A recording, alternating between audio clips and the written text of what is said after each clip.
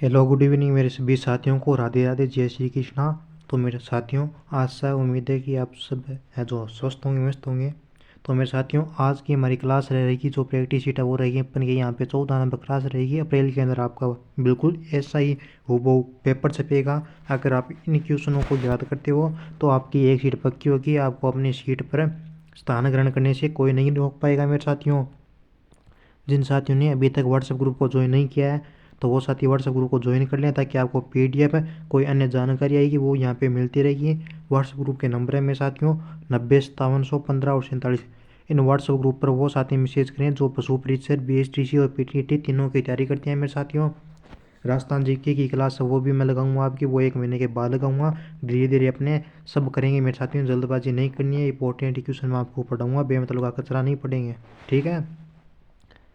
तो आज का हमारा पहला क्वेश्चन है मेरे साथियों कि पशुपालन एवं डेयरी विभाग की वार्षिक रिपोर्ट कौन प्रकाशित करता है। पशुपालन और जो डेयरी विभाग है ना, इसकी जो वार्षिक रिपोर्ट होता है उसको कौन प्रकाशित करता है। ऑप्शन आपके सामने 4 दिए गए हैं। सभी साथी फटाफट से जल्दी से सेशन को शेयर कर दीजिए, लेट मत कीजिए, ताकि सभी के पास क्लास है वो पहुंच जाए, ठीक है। तो मेरी क्लास लेने का माध्यम है मेरे साथियों, जिन बच्चों तक जो गरीब साथी है उनको फ्री में बिल्कुल कोर्स है जो मिले, अपना सिलेक्शन क्लियर कर पाए और अपनी स्थिति से ऊपर उठ जाए। मेरा यही मकसद है ओनली, और मेरा कोई मकसद नहीं है, और ये मैं करके रहूँगा मेरे साथियों। पशुपालन एवं डेयरी विभाग की वार्षिक रिपोर्ट कौन प्रकाशित करता है, तो ये प्रकाशित करता है मेरे साथियों एक तो कृषि मंत्रालय और भारत सरकार नई दिल्ली के द्वारा। यानी सी नंबर ऑप्शन जिन साथियों ने दिया है वो आपका बिल्कुल राइट आंसर होगा। पीडीएफ है वो मैं आपको दे दूंगा मेरे साथियों। नेक्स्ट अगला हमारा क्वेश्चन रहेगा 132 नंबर कि विश्व में भारत का दूध उत्पादन में स्थान कौन सा है। किस में पूछा है, इसने विश्व में पूछा है। पूरे विश्व के अंदर भारत का दूध उत्पादन में स्थान कौन सा। ऑप्शन प्रथम, दूसरा, तृतीय या चौथा। तो भारत का पूरे विश्व के अंदर भारत का दूध उत्पादन में प्रथम स्थान माना गया है मेरे साथियों। कौन सा स्थान माना गया है, प्रथम स्थान माना गया है। और ये क्वेश्चन है जो मैं आपको आगे और कराऊंगा, क्योंकि नए आंकड़े के अनुसार कई बार क्या स्थान है वो चेंज हो जाता है मेरे साथियों। परंतु प्रथम आपको करना है, यहाँ पे मैं बता दूंगा आपको, ठीक है। नेक्स्ट अगला क्वेश्चन, विश्व में भारत का अंडा उत्पादन में कौन सा स्थान है। ये क्वेश्चन पूछा जा सकता है आपसे कि विश्व के अंदर भारत के अंडा उत्पादन में कौन सा स्थान है। भारत का पूरे विश्व के अंदर पूछा। ऑप्शन प्रथम, चौथा, तीसरा या पांचवा। तो विश्व में भारत का अंडा उत्पादन में स्थान है ना मेरे साथियों, कौन सा होगा, तो चौथा स्थान होगा अंडा उत्पादन के अंदर, ठीक है। यानी बी नंबर ऑप्शन हमारा यहाँ पे बिल्कुल राइट आंसर होगा। अगला हमारा नेक्स्ट क्वेश्चन क्या है मेरे साथियों, अगला हमारा नेक्स्ट क्वेश्चन है 134 नंबर है कि अन्य पशुओं के मांस की तुलना में मछली का प्रयोग अपेक्षाकृत अधिक स्वास्थ्यकर माना जाता है, क्यों। अन्य पशुओं का मांस होता है ना मेरे साथियों, उसकी अपेक्षा जो मछली का मांस होता है उसको अधिक स्वास्थ्यकर माना जाता है। वो क्यों माना जाता है, ये हमें यहाँ पे क्वेश्चन है जो पूछा है मेरे साथियों। आपको इसका ऑप्शन बताना है क्यों माना जाता है। सभी साथी बिल्कुल राइट आंसर देंगे इसका।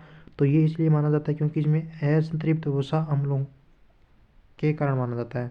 यह संतृप्त वसा अम्लों के कारण होता है। अन्य पशुओं की अपेक्षा मछली का मांस सर्वश्रेष्ठ इसलिए माना गया है मेरे साथियों, ठीक है। अगला हमारा नेक्स्ट क्वेश्चन है यहाँ पे 135 नंबर कि दूध जुबर किस तत्व की कमी से होता है। ऑप्शन प्रोटीन, कैल्शियम व फास्फोरस, आयरन या विटामिन। दूध जबर किस तत्व की कमी से होता है मेरे साथियों। सभी साथी है ना मुझे इसका बिल्कुल राइट आंसर देंगे कि दूध जबर है वो किस तत्व की कमी से होता है। तो वो होता है अपना कैल्शियम व फास्फोरस, यानी बी नंबर ऑप्शन जिन साथियों ने दिया है उनका बिल्कुल राइट आंसर होगा। यहाँ पे बढ़ते हैं नेक्स्ट पर्सन की तरफ।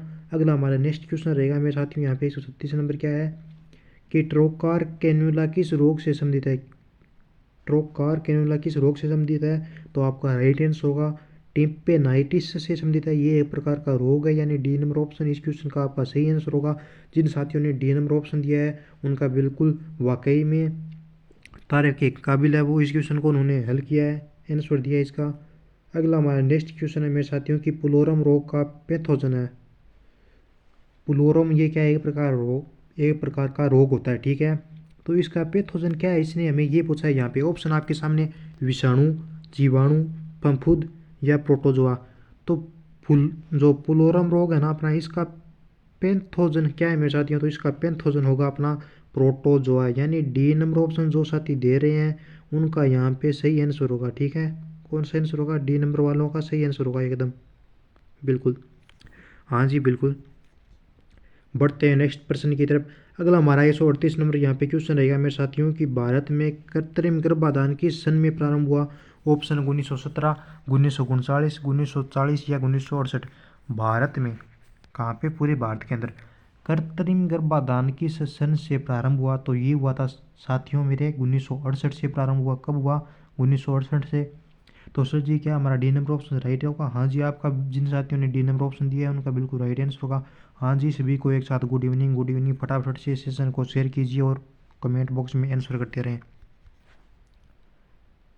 139 नंबर हमारा क्वेश्चन है कि गाय के जनन अंग में शुक्राणु का जीवन काल होता है, कितना होता है। जो गाय होती है अपने, उसके जो जनन अंग होते हैं मेरे साथियों, उसके अंदर जो शुक्राणु होता है ना, उसका जीवन काल कितना होता है। ऑप्शन 14 से 15 घंटा, 120 घंटा, 25 से 30 घंटे या 16 घंटे। तो गाय के जनन अंग में शुक्राणु का जीवन काल होता है, वो होता है मेरे साथियों 25 से 30 घंटे। जिन साथियों ने 25 से 30 घंटे के अंदर का ये जीवन काल बताया है उनका बिल्कुल राइट आंसर होगा। और ये 25 से 30 घंटे है अपने सी नंबर ऑप्शन में, यानी यहाँ पे उत्तर होगा हमारा सी नंबर ऑप्शन बिल्कुल। हाँ जी बिल्कुल एकदम। अगला हमारा क्वेश्चन है 140 नंबर की गाय के जनन अंग में अंडा के जीवित रहने की अवधि। गाय के जो जनन अंग होते हैं उसमें अंडा होता है ना, उसके जीवित रहने की अवधि होती है वो कितनी होती है, इसने मैं पूछा है कितनी होती है। ऑप्शन 60 घंटे, 120 घंटे, 180 घंटे या 140 घंटे।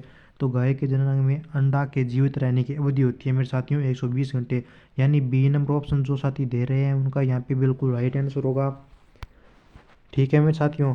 अगला क्वेश्चन है हमारा कि मुर्गियों का श्वसन तथा तापक्रम अधिक होता है, क्यों। मुर्गियों का श्वसन तथा तापक्रम अधिक होता है, क्यों।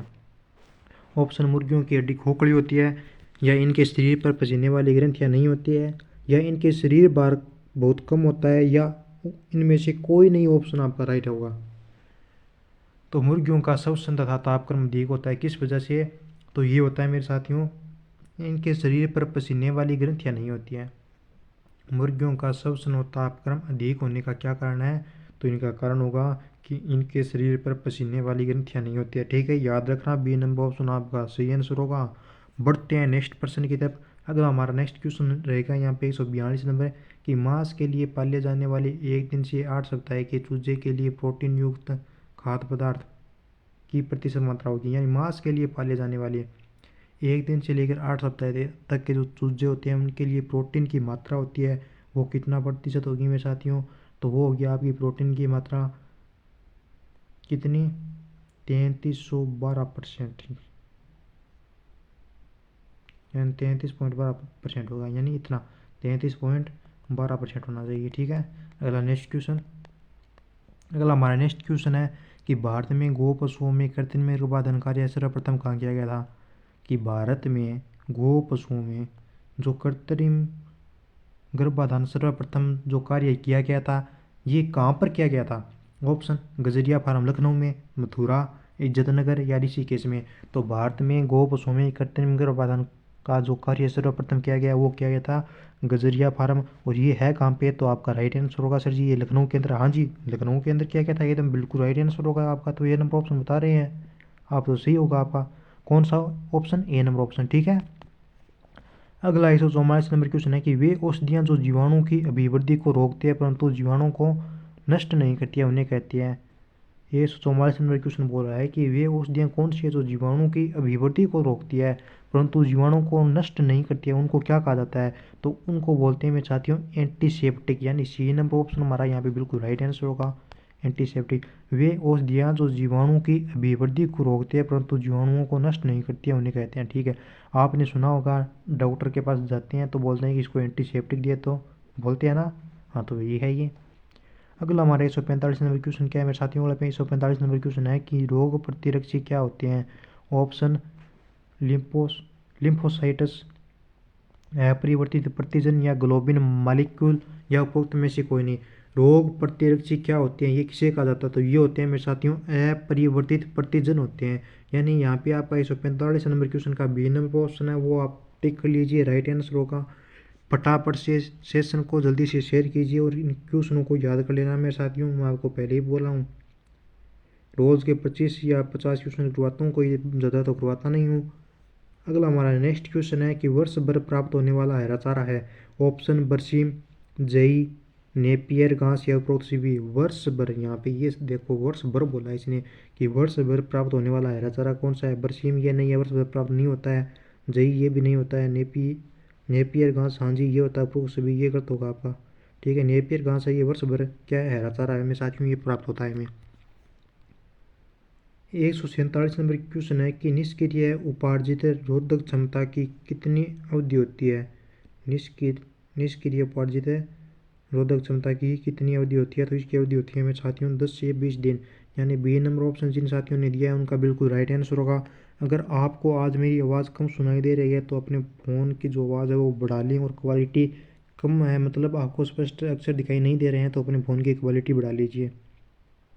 148 नंबर क्वेश्चन है मेरे साथियों यहाँ पे हमारा कि पशुओं की उम्र आंकने की प्रचलित विधि कौन सी होगी। ऑप्शन सामान्य आकृति देकर, सींग द्वारा, खुरों द्वारा या दांतों द्वारा। पशुओं की उम्र आंकने की, पशुओं के अंदर जो पशु होते हैं अपने, उनकी उम्र का पता हम कैसे करते हैं, तो उनकी उम्र का पता हम सामान्य आकृति देकर, आकृति तो छोटी बड़ी हो सकती है ये नहीं बता सकते हम, सींग द्वारा। हाँ ये सींग है, ये मान लो आप, क्या है ये सींग है यहाँ पे। तो इसके अंदर यहाँ पे गोल छल्ले होते हैं, उनको देखकर वो बताते हैं कि इसकी आकृति क्या है। इसकी जो एज है वो पशु की मान लो 2 वर्ष की है या 3 वर्ष की है। ठीक है, खुरों द्वारा, खुद देख कर भी बताते हैं, पर खुरों के द्वारा बताना कठिन है, सींग के द्वारा बताना कठिन है, सामान्य आकृति देकर बताना भी कठिन है।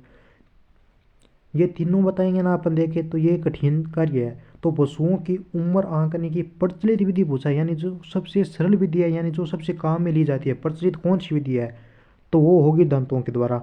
हमारे घर में आपने सुना होगा कि कोई चाचा चाची घर आते हैं तो वो ये बोलते हैं कि इसके 2 दांत टूट गए हैं, क्या ये 2 वर्ष की हो गई है या 3 वर्ष की हो गई है, ये पूछते हैं। तो दांतों के द्वारा ज्ञात करना उम्र सरल होता है, और यही सबसे प्रचलित विधि है पशुओं के अंदर। 149 नंबर क्वेश्चन है मेरे साथियों की दुग्ध शिरा में बहता है क्या। रक्त, दूध, लिम्फ, उपरोक्त सभी। दुग्ध शिरा में क्या बहता है, तो दुग्ध शिरा में आपको पता है कि दुग्ध शिरा के अंदर तो सर जी अपना रक्त ही बहेगा। हाँ जी बिल्कुल आपका राइट आंसर होगा जो ए नंबर ऑप्शन होगा। नेक्स्ट क्वेश्चन है हमारा अगला कि दुग्ध कूप पशु शरीर में स्थित होता है। ऑप्शन उदर में, छाती में, अयन में या कहीं नहीं। कौन सा दुग्ध कूप पशु शरीर में स्थित होता है। पशु के शरीर में दुग्ध कूप यानी ये थन होता है ना, इसके अंदर जो कूप लगा होता है मतलब जिससे दूध निकलता है, यहाँ पे बाहरी है, तो ये कहाँ पे होता है। ऑप्शन उदर में होता है, छाती में होता है या अयन में होता है या कहीं नहीं। तो उदर में यानी पेट के अंदर तो नहीं होगा, क्योंकि दूध कैसे निकालोगे आप, गलत। छाती में भी नहीं होगा, नहीं उधर, रुको 1 मिनट,